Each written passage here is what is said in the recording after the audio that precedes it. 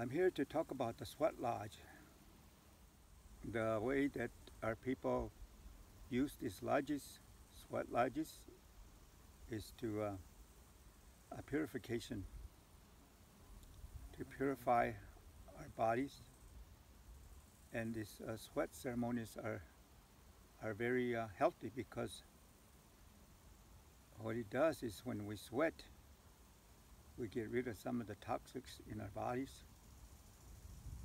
And the sweat also is with prayers, songs, drumming. And through that way, we talk about this sweat lodge in every ceremonial structure. We call that a rebirth. The way we talk about the lodge is like a womb, and we go inside the womb, and we go through a process. The only way I know of when they talk about rebirth, so it's a process of a rebirth.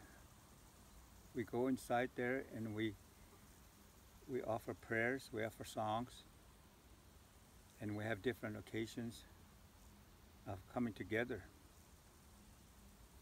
In our Indian ways and belief, we say we unite. We come together, and then to be thankful for all the life and all of what Creator had provided for us. Our homes, our families, individuals, health. So we are very thankful people.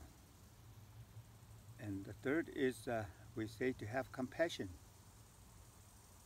To have compassion, to have kindness, to have this love for one another unconditionally.